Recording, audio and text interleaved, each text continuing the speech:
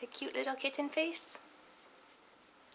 Hey guys, and welcome back to the channel. Today we have a rather packed video for you, and it's one that has been in the making for a very long time. I have been compiling information for this vegan watercolor guide for months now, and it's something that a lot of my viewers have been asking for, so I wanted to try and put together something that would be helpful for those people who wanted to know about vegan watercolor supplies. Now, before we get into the bulk of this video though, there are two groups of people that I want to address that might be watching this video right now. The first group is if you are so triggered by the word vegan that we can't have a reasonable discussion about the content of this video, that's fine. Maybe you click this link by accident. You can just click away, find something else to watch, totally fine. This probably isn't for you. The second group of people that I want to talk to is that if you are only here purely for a list of watercolor brands, typically I don't do that. I don't put a list in the description below. I want you to watch the content. I want you to interact with the video, to give it a like, all that other fun YouTube-y stuff that helps get this video out there. But because I know that this isn't everyone's cup of tea, if you are strictly here for a list of watercolor supplies that you can use and don't want to watch the rest of this video, I'm going to go ahead and just put them in the description below. They'll be down there, you can find them, you can watch reviews that don't talk about veganism but talk about other aspects of the paints themselves in the description below, and that way everyone is happy. Alrighty, for everyone else who is still with me, let's go ahead and talk about first what makes a watercolor paint vegan, or rather what makes it not vegan. There are two main supplies that you're going to be looking for, and possibly a third in watercolor paints. The first one is honey, which is made by bees obviously, and bees, despite what some people think are animals, insects are animals, and so that counts as not being vegan if a supply has honey in it. The second thing is ox gall, which is collected from the gall of an ox, which obviously means the animal has to not be alive anymore. The last one that's a bit more tricky is glycerin, and glycerin can either be produced from animals or from plants, so it's a lot harder to tell unless a company is specifically willing to tell you which one is in their paints. And I guess the fourth thing that I'm planning on talking about later in the voiceover when we talk about each brand of paint individually is that there are certain pigments that are made specifically from animals, namely bone black or ivory black, which is made from charred animal bones, which clearly would make a paint not vegan. So I do want to have a conversation about vegan versus sustainability, or vegan in conjunction with sustainability, because they're not necessarily the same thing, and your reason for being a vegan or not being a vegan might differ for various reasons. So as a lot of you guys know, I worked in zoo education for 12 years, which I think puts me in a really special, unique spot to be talking about vegan watercolor supplies and sustainability on an art channel. So hopefully you guys find this information valuable. And I've mentioned before that I am not a vegan, and I'm not even really a vegetarian. A lot of my reasons for what I do and don't consume have to do with sustainability and whether or not they're eco-friendly, rather than whether or not it requires to use some kind of animal product. There are a lot of gray areas and a lot of different reasons why you may use or not use certain products for ox. So I think ox gall is actually a really good place to start with this discussion about what you are and are not comfortable using in your paints, because ox gall is a liquid that comes from the gallbladder of an ox, so obviously it is not vegan friendly because you'd have to kill the animal to get it, but people are not killing cows for their ox gall. They're eating the meat from a cow, and so if an animal is going to die anyway, is it that harmful to use the gall rather than to throw it away, because it's literally a waste product that no one else is going to use except for this particular purpose. So that's where you get some gray areas. Likewise with honey and bees, as long as the honey is being sustainably harvested and it's typically not going to hurt the bees, as long as the beekeepers are doing their jobs to help keep the hives healthy and everything. So again, that is another gray area as well. I have a scientific background, and I believe that humans have teeth for eating both plants and animals. We're omnivores by nature, so I don't think it is wrong for us to eat meat. What I do think is wrong is the way that we raise our meat, especially here in the United States. I can't speak for other countries because I don't live there and I don't have firsthand knowledge of those things, but the meat industry in the United States is pretty awful, and the way that they treat the animals is wrong in my opinion, and I don't want to necessarily support that. So for me, even though I'm not a vegan and I'm not even a vegetarian, I do try and eat everything sustainably and in a humane manner. So I don't eat beef or lamb because the carbon emissions that they put off to produce those animals are incredibly high and detrimental to our planet. Based on what I know and from my research, pigs are one of the most maltreated animals in our United States kind of meat factory regulation things, and they're also among the most intelligent. So I have a morally hard time eating pigs that I know suffered for me to be able to eat them. So those two things I don't buy. I have zero problem with eating animals that are sustainably raised and harvested, and if I had a pig farm nearby that I knew treated their animals well, and if I had a freezer in my garage, I live in an apartment so I don't have that, but if I had like a chest freezer and could buy products in bulk from a local farm, I completely would. I don't have any problems with that at all. So that is a brief summary about kind of my stance on animal products in my realm, whether it's food or for art supplies. I can't necessarily say that vegan watercolor paints is something that is important to me, but what is important to me is that they are sustainable and non-toxic for our environment. When I first set up my original watercolor palette, I refused to put any colors on it that were from toxic families like cadmiums and cobalts, and I have to admit, over the years, especially when people send me things, I have ended up with cobalt colors. I love using cobalt teal, it's so beautiful, although I do use it in small quantities and in moderation, and I make sure that I'm taking care of the waste products appropriately so that they're not going to be, intoxicating the surrounding environment. I'm starting to lose my voice. I think I've done this retake like 3 or 4 times to try and make sure I get all the information in there that I wanted to. But anyway, I try and just be as informed as I can about the products that I'm using, and in no way is this video supposed to make anyone feel bad about what they are using. It's just meant to be a tool to help you find materials if this is important to you, if you are vegan or want to use vegan watercolor supplies. I have a list for you. So we're going to be talking about paints today. I'm not going to be talking about brushes or paper. If that's something that you're interested, let me know in the comments below, but that information is a lot easier to find than it is to find what is in paints. A lot of information about paint components are proprietary information, so some companies are not willing to share that, but I have done my best. I have searched for months on end. I've researched companies and messaged companies so that I could include them here in this video and give you the most in-depth view that I possibly can on these supplies. There are, as I mentioned, links in the description below for each brand of paint that I talk about that I have reviews for, and links to those reviews so you can see how the actual paints handle themselves. But there are so many options. After my Colors of Nature review, I had a lot of people asking me if they needed to use Colors of Nature, that they didn't think that there were any other options, and I kept trying to reiterate over and over that you have a ton of options, and in fact I have 12 to show you today, with another list of I think 6 or more maybe of other options that are available to you. So I hope that you enjoyed this video. Thanks for sitting through this intro. I know it was a bit long, but I appreciate having this conversation with you, and I hope that it has been helpful. If you like this video, make sure to give it a thumbs up, comment below letting me know what is important to you in your art supplies, and without further ado, let's go ahead and move into our list of vegan watercolor paints. All right, everyone, we are moving into our list here, and we are going to be doing first professional grade paints, followed up by student and craft grade paints after that. This is not a list of every single paint on the market, but I did try and make it as inclusive as possible with the paints that I have here to show you. At the end of the video, I will have a full list of all the research that I did, including brands of paints that I don't own, but that are also vegan friendly. For all of the paints that I am showing here, I have them in my collection, and for most of them I have reviews, so I'm going to go ahead and put those links in the description below so that you can go ahead and find them. If there is something here that you do want to see more on and can't find it on the channel, be sure to let me know in the comments. We're going to be starting off our list with Colors of Nature. Now this is one I did a review on just a couple weeks ago. They are a Canadian-based, vegan, cruelty-free, eco-friendly company. Not just their watercolors, but everything they offer, including these brushes that I had a very, very kind viewer, Melody, send to me just the other day in the nick of time to make it in this video. So thank you so much for those. I'm getting used to them. I haven't been able to try them much, but I am excited to do so.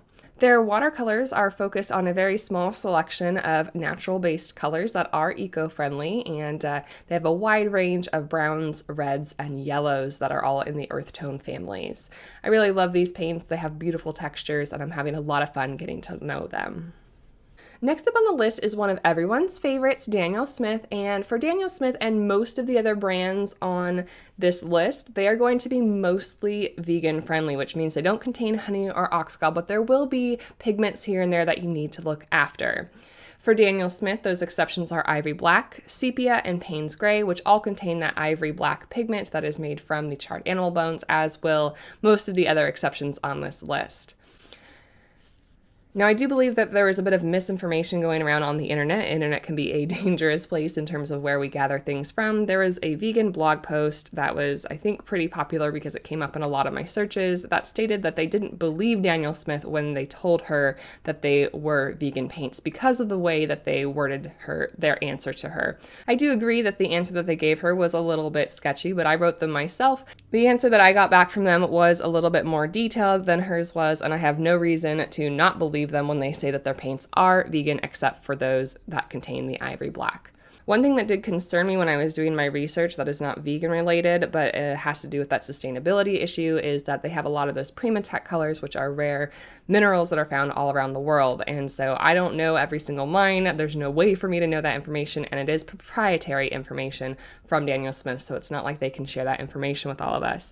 I did get an answer after a couple weeks of waiting that they did get back to me, which was really nice because typically their customer service hasn't been the best, but they did get back to me in this case, and they gave me kind of a canned response, but it was talking all about how all of their mining sources are environmentally friendly and that they work with the local areas to make sure that they are not causing environmental harm. So we can take that with a grain of salt, but all in all, I am really happy to hear that Daniel Smith is looking after those environmental issues that are important to me. Coming up next is Da Vinci, which is another American brand of paint. They have a couple more exceptions to their paints that contain animal pigments, and those include Sepia, Payne's Gray, Davies Gray, Ivory Black, and Lamp Black. So those are the colors that you shouldn't get if you are looking to stay vegan, but for the rest of their line, they do not contain honey or oxgall, and they would be perfectly safe to add to your collection. Along with Da Vinci, it is widely speculated that American Journey from Cheap Joe's is the same formula, or at least comes from Da Vinci. So I emailed Cheap Joe's to ask about their formulas and ask if they were in fact vegan. I have never received a response for any of my correspondences with Cheap Joe's. I've sent them probably 3 or 4 over the last couple of years since I've had my channel, but I don't have anything to go off directly from them since I didn't hear back from them, but if we're assuming that these are Da Vinci paints, then they would also be vegan with the exceptions of those made with PBK9 and PBK6. One really weird thing about Da Vinci and then by extension American Journey is that Lamp Black is typically a vegan-friendly paint. It's the soot that you would get from burning like a candle against a piece of glass or something like that. So I don't know why it's not vegan in their brand. I did ask them, and the representative who was helping me was trying to be very attentive and trying to get me as much information as possible, but they didn't really have an answer for that. It's a little bit odd. It's a mystery, but stay away from those colors if you do want to keep a vegan collection. The next one that I have to show you is Holbein, and this is pretty widely known as a vegan brand of paint. The only exception to this is their Ivory Black, which unfortunately does come in their predetermined sets. So the most efficient way to buy Holbein is through those, 18, 36, 48, whatever their set combinations are, and all of those do contain Ivory Black, so they are going to have that pigment in them. Other than that, you can trust that this brand is vegan and that they don't contain any honey or oxgall. Next up we have Core, which just like Holbein, the only exception to their paint colors that are not vegan is their Ivory Black. Core uses a synthetic oxgall, which I've also featured here on the channel during a tutorial for testing oxgall versus synthetic oxgall. We did talk a little bit about the issues we're talking about in this video and that one as well, if you'd like to check it out. Now, I don't know what is in their synthetic oxgall. I tried to find that information, but as you can imagine, being proprietary information, they don't want their competitors to know what is in there. I wasn't able to find much, and even if it's vegan, that doesn't necessarily mean it is sustainable. I have no grounds to say that it isn't sustainable. I don't know what's in it, but similarly to the Primatex, it is good to question things like this and ask questions and try and just be responsible consumers and knowing what is in the supplies that you're purchasing. Again, no reason not to trust their synthetic oxgal. I don't know what kind of environmental impacts it has at all, but it is in fact vegan. So if that is all you're concerned with, then you are good to go. The last paint that I have to show you in the professional category is Rembrandt, which like Core and Holbein, the only exceptions to their paints being vegan is their bone black is what they call it. Rembrandt is kind of that odd duck of a paint. They have interesting qualities to them that are kind of similar to the Ganzai paints. So if you want to check out more on this, go ahead and look at the review in the description below, but this is another option for you if they are regularly available. There are a couple more professional and handmade paints that I was able to find that are in fact vegan, but I don't have them here to show you, and those include Dr. P.H. Martin's, Eventually Everything Mixes, Lucas, and possibly My Mary Blue. When I started my research, My Mary Blue was on the good to go list. It was on Jackson's blog as being a vegan watercolor, but when I checked it right before recording this video, they said it was pending and that they were investigating whether or not it was vegan. So I don't have any other information there other than it's possible. The professional brands of paint that contain honey would include Sennelier, White Knights, Mission Gold, M. Graham, and Jackson's Professional line of paint, which is said to be based off of Sennelier. Then you also have the paints that contain Oxgal, and those are Daler Rowney, Schmincke, Horadam, and Winsor & Newton. Moving on to our student grade paints, the first one I have visually to show you is kind of a combination. I have this little student grade travel palette that contains both Cotman and Van Gogh paints. Both of these are vegan, except for in the Cotman line, Ivory Black, Raw Umber, and Viridian Hue. And in Van Gogh line, it's just the Bone Black that are not vegan friendly. I have a whole video comparing Cotman and Van Gogh, so if you'd like to see that, I will go ahead and put a card up in the upper right-hand corner for you, as well as in the description below so that you can take a look at those paints. You all know, if you've been around this channel for very long, I do vastly prefer Van Gogh over Cotman, as Cotman are hard for me to re-wet and they don't layer very nicely, but they are both vegan if that is important to you. Next up, we have Grumbacher Academy, which are vegan except for those containing the PBK9, which is the Ivory Black. Those are the Cerulean Blue Hue, Davies Gray, Hooker's Green Light Hue, and Ivory Black. These paints are one that were sent to me by the Homegrown Artist, and you can check out her channel as well. I have a full review of the Grumbachers, and they're pretty nice for student grade paints. I really like the way they handle it. They're a little bit more on the opaque side, but for student grade paint, they're very, very comparable to my favorites, which are Van Gogh. Next up, I have the Kuretake Ganzai Tambi paints, which are a little bit different than watercolor, but they go ahead and fit into this category. Believe it or not, I got these like last year, 2016 for Christmas. I just haven't been able to do a review on them, but there are plenty of other YouTube sources for this. Now, when I did my review on Mozart's, the Corembi paints, I compared them to other Ganzai paints, which are traditionally made with an animal glue, and I mentioned in there that I didn't know if those paints were. A lot of you guys corrected me, and I heard back from the company as well that both Kuretake Ganzai Tambi and the Mozart paints are vegan, so those are both options for you if you want them. I would consider these more of a craft grade paint or a student grade paint. They're definitely not going to be as light fast as your professional grades, but one thing I do really like about them is how large the pans are in the Kuretake Ganzai Tambi set if you wanted to do large brushwork. Rounding out our list, we've got Schmincke Academy watercolors. Now, the Horadam contain Oxgal, so the professional grade are not vegan, but their Academy line is, and their entire Academy line is. They have a different pigment that they use for the black in their set, and I was very happy to see that. So if you'd like to use Schmincke watercolors, but you are a vegan, you can look into their Academy line. They are a bit pricier for student grade paints, but they're absolutely beautiful to work with. The remaining student grade paints that are not on this list that are commonly known about, including Daler Rowney, Sakura Koi, Turner's, and the Sennelier La Petite Aquarelle. I could not verify any of the information for these. I believe that the Daler Rowney, just like the professional line, I think their Aquafine does contain Oxgal, but I'm not sure. The Sakura Koi, I could not find any information on whatsoever. For the Turners, I tried to contact Jerry's, but they don't have any information on that as well. And for the Sennelier La Petite, there isn't even pigment information on those, so let alone trying to find out whether or not they're vegan. So that is going to conclude conclude our list of vegan watercolor brands, and I hope that this video was useful.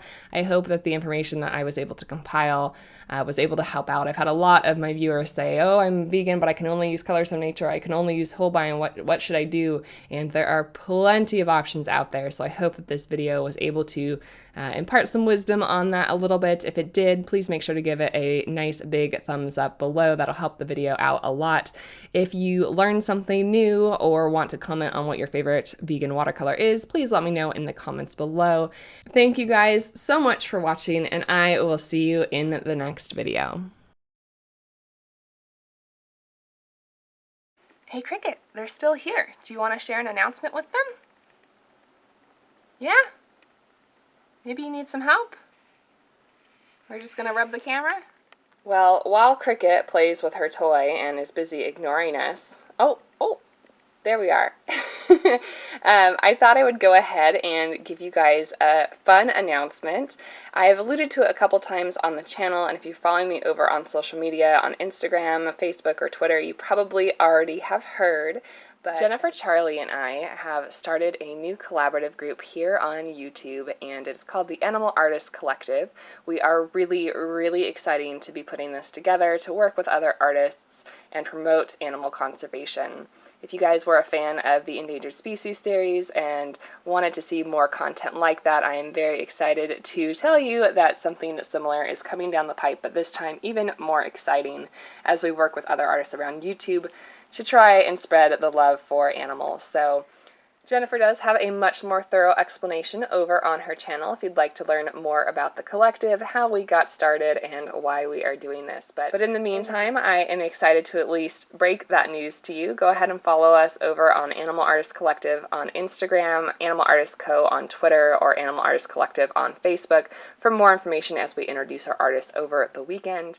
But in the meantime, you can just get excited that that is coming down the pipeline, and we will share those videos with you next week on Thursday. Different upload day, but you'll have a video next week for me on Thursday, and Friday we will return to the top 5 favorite series. Thank you guys so much for watching. Cricut, you want to say goodbye?